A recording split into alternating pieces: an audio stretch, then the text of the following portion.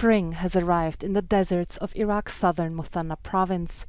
April is a time when the sandy soil should turn into grazing land to allow livestock to gain weight ahead of the scorching summer heat.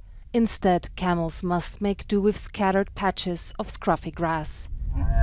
Climate change is eroding the sustenance of these animals, spelling an existential crisis for the nomadic tribes who depend on them. There is no rain and the land is dry. The grass has turned into desert. We have to sell some animals to buy food for the rest. This is what life has become.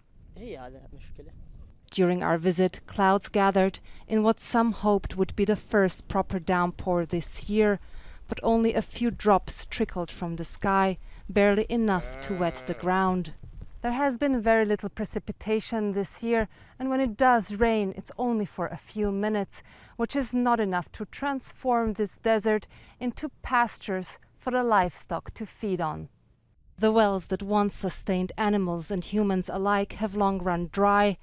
Rather than migrating in sync with Mother Nature, the Bedouins buy water and truck it from a nearby village. But how much longer can they keep going before they're forced to abandon this increasingly difficult way of life? RAHI KHAMIS cannot imagine doing anything else. He has no education, no other source of income. I never thought about leaving this life, and I never will, until my animals leave me. Step by step, the animals will disappear. His friend SARAN left the desert a long time ago. Today he has come back to visit from a nearby town. There's no future here.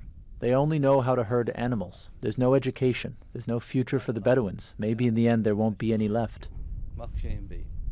Out of SARAN's 9 siblings, only one still lives a nomadic life. The rest have swapped tents for brick-and-mortar dwellings in the desert hamlet of Al Buseya.